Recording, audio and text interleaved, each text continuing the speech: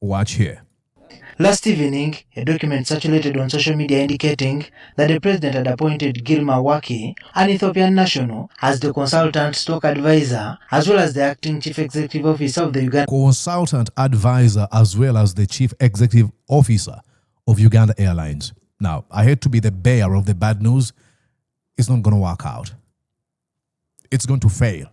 He's occupying 3 positions already. And the process under which this man is being picked or given this job, it is abysmal. It is sad. It's not going to work out. Now, I know for folks out there who look at me, what I'm doing right now, they're going to be like, Mordecai, you always criticize the government. Absolutely. And it is a very good thing. They usually, especially Muhoozi and Museveni sympathizers, usually look at criticism for your government as hating your country. Absolutely not. You can love your country and criticize your government. These are 2 separate entities. The boundaries of a place called Uganda, and there's a government of Museveni, which will go, ultimately, that will criticize for its excesses. And talking about Uganda Airlines, I've always been optimistic. I'll give you an example here.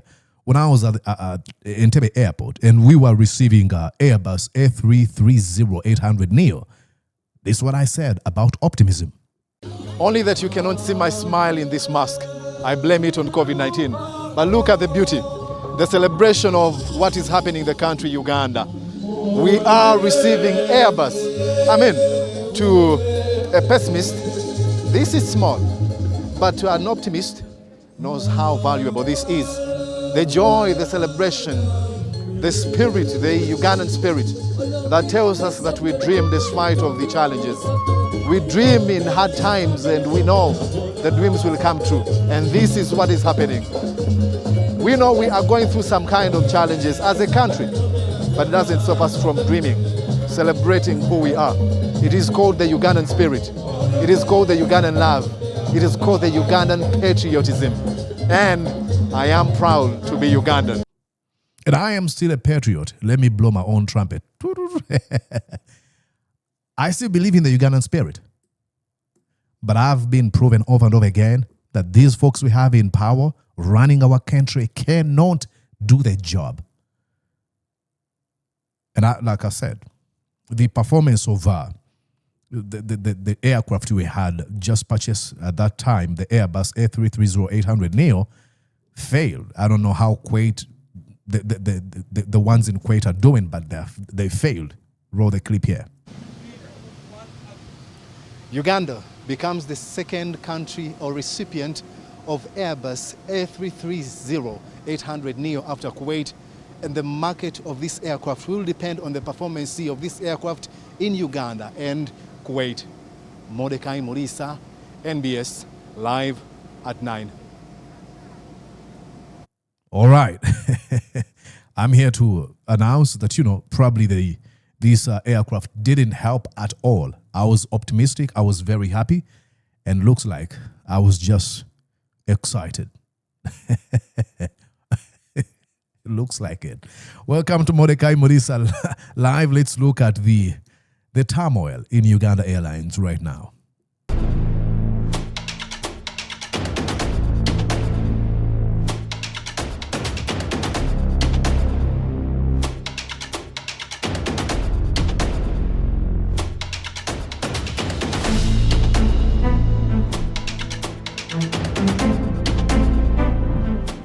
And yes, indeed, presenting to you from these United States of the Americas, good morning, good afternoon, and good evening from wherever you're watching me and at whatever time you might watch this conversation. My name is Mordecai Morisa, and you're welcome to Mordecai Morisa Live. Exactly. I hope you're having a wonderful time. Should I say, happy Wednesday. Ladies and gentlemen, are you ready? Let's do this one more time.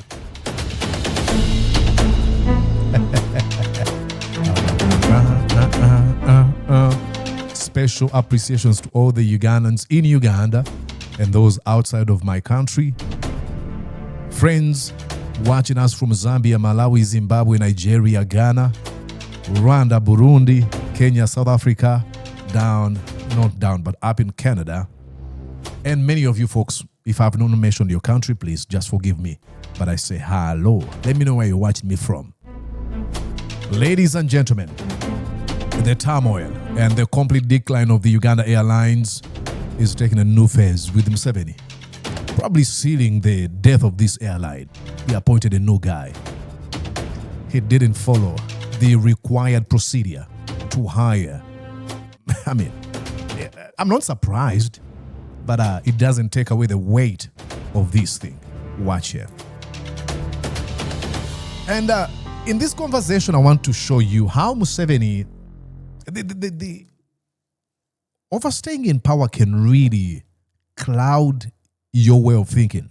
You end up surrounding yourself with lackeys, the acolytes who are pretty much serving you for their own interests of being close to power, proximity to power, but to getting money. So they sort of sound smart intellectually, but if you really scratch beyond the surface, there's nothing there. Like Andrew Mwenda, he advised Museveni to appoint Muhoozi Kainerugaba for CEO of Uganda Airlines. That's top brains we have in Uganda. Now, this is him bringing out his A game, telling her, if Uganda Airlines is going to operate, is going to work, we're going to have to hire Muhoozi Kainerugaba, or probably a relative of Museveni. Now, you realize that is psychophancy on steroids.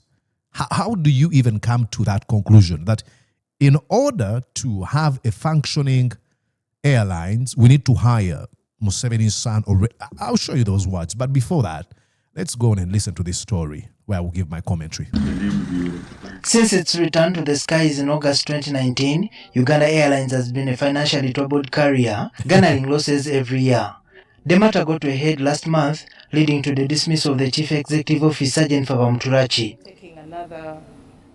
Last evening, a document circulated on social media indicating that the president had appointed Girma, an Ethiopian national, as the consultant stock advisor, as well as the acting chief executive officer of the Uganda Airlines. How many caps are you putting on, brother? In the same document, he directed that Bamuturaki formally steps aside and the board accords her emoluments due to her. The leader of opposition in Parliament, Ssenyonyi, who was chairperson of the Committee on Commissions, Statutory Authorities and State Enterprises, investigated the matter following the Auditor General's report, had this to say about the development. He single-handedly wrote and directed the minister, tell the board, this is the person for the job, without following the procedures. We are doing the same thing again and expecting different results. I think you know what he's trying to say. This is the leader of opposition. He wants to be as decent as they can. But he's, I think, referring to the quote of, was it Albert Einstein, who said a mad person is one who does the same thing over and over again, expecting different results. So he's just being nice. He doesn't want to say Museveni is a mad person, insane. Keep going, Joel. He has written and directed. That means he has usurped the powers of the minister, the powers of the board that is supposed to go through. And that's why the problem is Museveni is usurping of power because he believes in himself that he's the only one who has got a vision and the intellectual capability of directing staff in Uganda. That recruitment process. We also saw the view of outgoing MP for Chila Municipality, Ssemujju on the matter. I think actually Ssemujju made those comments right here. I had saved a video where he gives a very, very wonderful diagnosis. Yeah. The reason, the motivation for starting an airline determines everything. The CEO consultant that Museveni is hiring from Ethiopia, he's been working on a different arrangement. Exactly. Completely different from Uganda, where every decision is taken by either Museveni or his son or their handlers like Andrew Mwenda. Because Mwenda spoke about the appointment of this Ethiopian even before it was announced. Imagine that. That shows you everything. That's why I told you this is going to fail. It's not my desire. But the fact that Andrew Mwenda suggested the appointment of this guy on a talk show, TV talk show. So that means that Andrew Mwenda, who has no position in the Museveni government, no position, is pretty much directing or influencing Museveni to make decisions. It is the same thing we see with Kele Bakando, now famously known as Salim Saleh. They pretty much remote control the prime minister, the speaker, the vice president, to mention but a few. Ethiopia as a country is both militaristic and socialist. People don't work for salary in Ethiopia, they work for the country. That's why Ethiopian Airlines has remained the only profit-making airline in Africa. Look, the service they offer is a very basic service. The food they give you, you can't compare to what Uganda Airlines is giving. So Museveni and all of us must understand why we are reviving and starting this airline. In the Middle East, in the Gulf, the airline is part of their luxury. They want to bring more traffic in their country. And the target, therefore, if you're going to run Emirates or Qatar, will be how many passengers do you bring in our country, either as traders or as tourists. And that's why the services they offer, very luxurious. I have traveled using American Airlines, Europeans. With the Americans, they give you a blanket if you are on a long journey. If you pull it towards your leg, the head remains in the open. But if you are in a Qatar Airways, they will make for you a bed as if you are at home, because theirs is luxury to bring people into their country. They don't care about the profit. So that's a decision we must take first. The trouble with the Bamuturaki is that we're making too many losses. But did we know how much loss we are going to make before starting the airline and before appointing Bamuturaki? Did we know? Exactly. That's the question. The lack of clear strategic direction. You know, Museveni has this unfathomable hate towards Idi Amin Dada. And in order to outpace the legacy of Idi Amin Dada, Museveni does things without even thinking through them. So when he heard that Idi Amin Dada was the brain behind Uganda Airlines, it's like, we need it. It is 100% a vanity project for Museveni for political reasons, not for business or economic reasons. And that's in the end, you make losses. But it's explained to you, how are other airlines able to function even when they're facing different challenges? But for Museveni, it's like, we need an airline. How long is it going to take us before we start getting profits out of this thing? These are questions that should be asked and answered. Were they asked and answered? Absolutely not. I never tell Uganda that this will be a loss-making company. And then we begin judging that in our estimation, this was supposed to be a 2 billion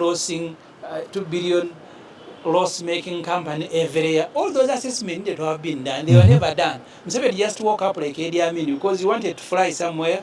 That airline of his, the jet, was not in good condition. So he started by asking Ethiopia to lend him one aircraft. They said they are all committed. He asked Ruto, Kenya sent him one. He got angry. And he said, now I am starting airline tomorrow. Same style like Idi Amin. Exactly. No visibility study. Go back to what Mwakanizi said as a Secretary to the Treasury. They all opposed to the restarting of Uganda Airlines because it will require money every year to run it. For many, many years. That airline will never make profit even if they bring an end to run it. You must understand that Museveni is a problem himself. Exactly. There are many things he has failed in Uganda. Why doesn't he bring an Ethiopian to be a president?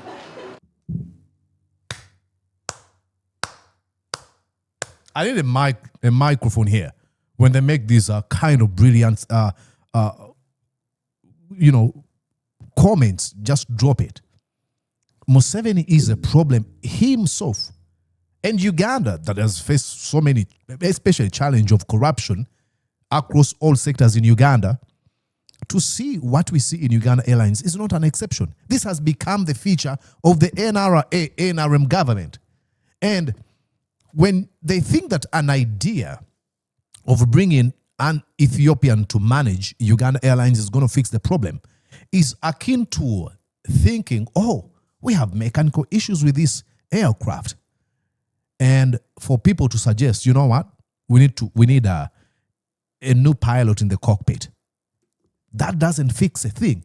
It doesn't matter whether you bring a Nigerian, whether you bring a Sudanese, a South African, an Ethiopian, an American. The problem is not the pilot to fly this aircraft. The problem is mechanical. So it doesn't really matter. The problem is Yoweri Museveni. That's what I'm trying to say. Look at the appointment of this new guy. Museveni is being, he doesn't go through the board. He just wakes up one day, he's like, okay, Andrew Mwenda recommended me a so-and-so. And I kid you not, I wasn't going to be surprised if Museveni woke up one day and said, you know, Odrek Rwabwogo or Natasha, Patience, whatever, those guys, Natasha, those two daughters he has, or let's say Muhoozi Kainerugaba. Because cronyism and sectarianism is a feature in Museveni's government. First of all, even Uganda as a country, that you don't see any manager, someone with competence. Yeah. They ran Stanbic here, one of the most profitable banks in Uganda. At one time, you had someone running Airtel, MTN, and big companies. Why does Museveni think that he must bring an Ethiopian? And you need to understand Ethiopia. I've been in Ethiopia many times. Yeah, again, we need to talk about now the talking point of the NRM sympathizers. Patriotism. Oh, love Uganda. Boo-boo. Buy Uganda. Build Uganda. But when it comes to running the airline, we need an Ethiopian. Look, don't misinterpret. Don't hear what I'm not saying. I don't care whether you hire a Nigerian, a Malawian, a Zambian. I don't really care. I'm just making comments on this talking point of the NRM. Buy Uganda, build Uganda. They think, and like I said, Museveni was misadvised, ill-advised, I should say, by none other than Andrew Mwenda. Listen to the words of Andrew Mwenda here. So if Uganda was to be serious about an airline, and as the minister, my great-grandson Chris said, it needs to enjoy a high degree of independence. That cannot happen. It is like if Museveni really wants to build a good legacy for his presidency, he should follow the rule of law, accountability, respect to human rights, democracy. Do you know what that requires? Museveni will have to leave power. He himself and his friends will have to be held accountable. It cannot. So, from two things. One, from Uganda's democratic politics. There's nothing like democratic politics in Uganda. You see, if you are going to listen to the voice of every disgruntled citizen on the street, Elitism you cannot speaking. manage. That's called elitism speaking. Bamuturaki, they didn't listen to the disgruntled voices of the wananchi, of the ordinary citizens, although I believe they should be listened to. But you cannot use that as a talking point, as a defense or an excuse for the failure of Uganda Airlines. In the first place, they didn't listen to them. So why using them as a scapegoat, as a punching bag? The ordinary Ugandans? This is the intellectual mind of a Ugandan elite. A business.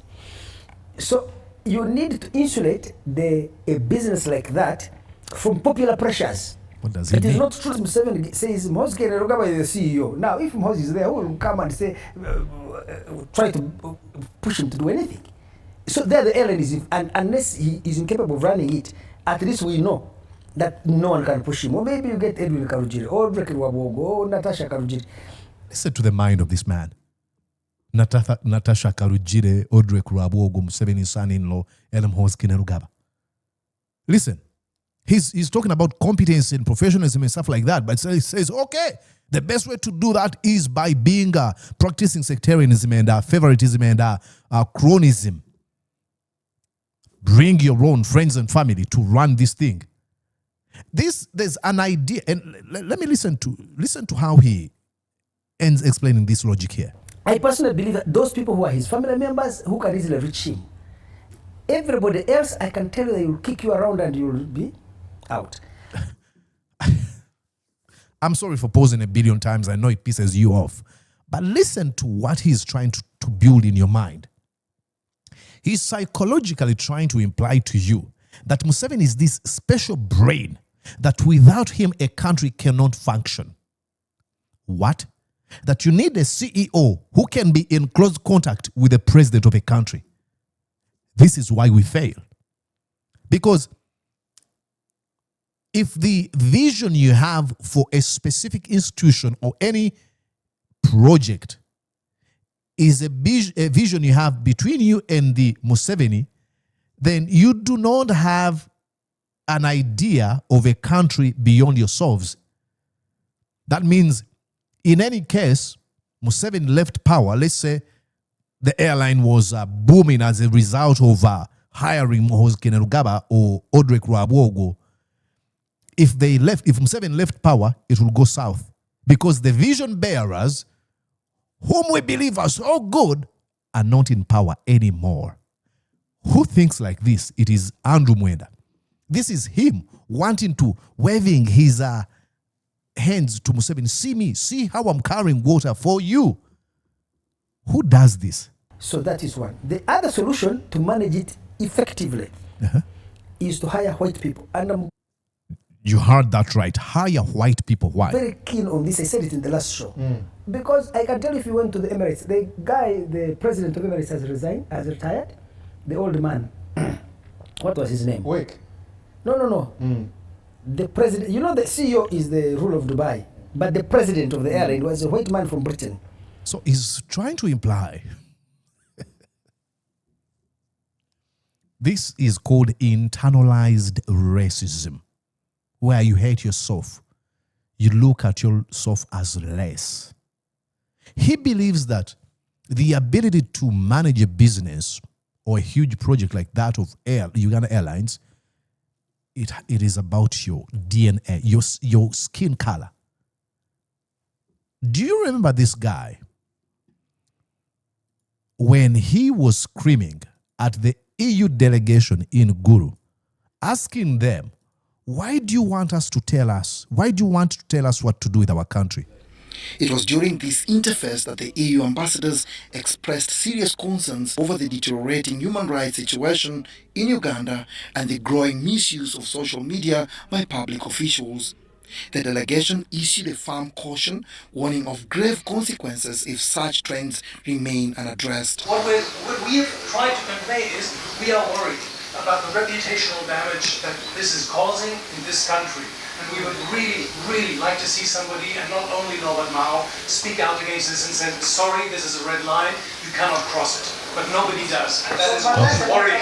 Why does it become the Why does it become? responsibility of the government in Germany or Britain or wherever to ask Uganda to leave its own ideals? You could perhaps be asking, does the German ambassador ask the US government to leave its own ideals? Yes. So he's blaming them for the Europe, Germany, and whatever countries in Europe for trying to impose their democratic ideas on Uganda. He says, why don't we tell them?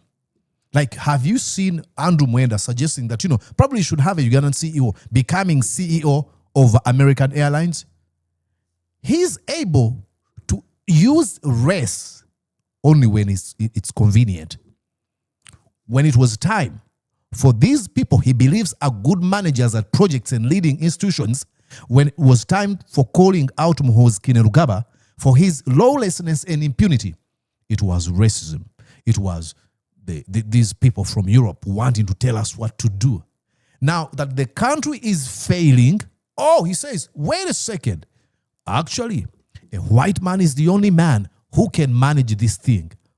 My Lord, how do these people live day by day The managing director thinking like this? Yes. He recently retired. He's been there since its creation in 1995 Gosh. or something, or 1995. But you need to get white people who are highly experienced and above board. You bring them on top dollar and say the top management positions are given to them, 4 positions on the board. Ugandan, our cultural attitudes. No Ugandan is going to go to a white man and say, hire my wife, hire my daughter, give me a contract, those things. They'll be kicked away.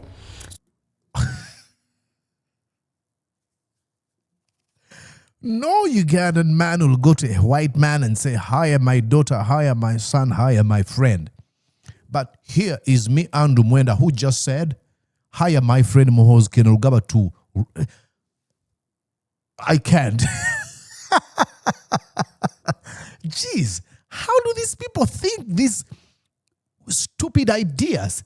Like, he says this thing in 1 second and forgets it in another. sentence. Look at his face. So if they can, and they do not need to know too much of our local politics. Insulate them. Don't tell us. Don't tell them about how we abduct people, torture them, and kill them. They don't need to know about our politics. Bring those you can control. They don't need to know about our politics. Only in your world, Andrew Mwenda, you fool. And I'm not trying to say that he's a fool, but that was stupid coming from him. But he's convinced a certain constituency of the Ugandan intellectuals and elites and other ordinary Ugandans that, Andrew Mwenda is a smart man. Listen to what he says. So this thing is not going to work. It's not going to work. The problem we have is not a problem of reshuffle. It is a problem of revamp. We need to revamp an entire system, overhaul completely. Like I said, if we have a mechanical issue with an aircraft, we don't fix it by appointing a new or a different pilot in the cockpit. No, we bring a mechanic who can fix aircrafts to fix it. The government of Uganda is trying to fix an aircraft problem, mechanical problem, by appointing a new pilot. It's not going to work. The problem is Yoweri Museveni. Until we find a solution to get rid of that problem, the country is going to go downhill over and over and over again. This is not an exception. Look at the judiciary. Are we happy with the judiciary? Look at how the Chief Justice was appointed. It is a dead institution, the justice system. Look at our legislature with Anita Among, who believes Museveni is God the Father, Muhoozi is God the Son. Look at our executive, where Jessica Alupo is remote controlled by Janet Kataha Museveni, who has failed in the Ministry of Education. But because she's First Lady, Jessica Alupo is afraid of Janet Museveni. Look at, again, in the executive, where there's a Prime Minister, lead of government business. Who says, Museveni, after God, you are next? Not the council of elite we read about in the Bible, not the angels, no, but Museveni comes next. Not even her mom, Museveni comes next. It is the death of a country. Institutions are not functional. It is not just fixing, it's not going to work out. It is not going to work until we get rid of the Museveni regime. We shall be back here. You'll be like, hey, Mordecai, I didn't know you were this psychic or clairvoyant, but I told you it's not going to work out. So let's look at them. You can celebrate for the firing of Bamuturaki, but hey, I'll celebrate when the right time comes. It's not yet. Sad. Anyways, let me know what you think. Please go on and write in the comment section. I just wanted to show you those comments. And I'll be following up updates, more updates from whom they're going to appoint. Probably they might appoint Muhoozi Kainerugaba because this guy is an interim CEO, I think, from now to, is it July or June? Don't be surprised if it's Audrey Rwabwogo, Natasha Karujire. Imagine this. He was talking about competency, but then he suggested Muhoozi Kainerugaba or Natasha. And do you know why? Because they are in direct contact with Museveni. What? How old is Museveni? And the reason why he says that, because if the CEO is in direct contact with Museveni, Andrew Mwenda is playing himself a favor. He knows that if the CEO is in direct contact with Museveni, then I'm the one behind Museveni. I am the one controlling Uganda Airlines. That's what he says. That's why he says that. But through his this facade of an intellectual mind, you might think that whatever he says actually carries substance. Put it under minimal scrutiny, it falls apart. Andrew Mwenda, shame upon you, brother. All right, please go on and subscribe to this feed. I would truly, truly appreciate. Like this video. Let me know where you're watching me from. And invite other people to join us on this Mordecai Morisa Live. See you later. Bye-bye.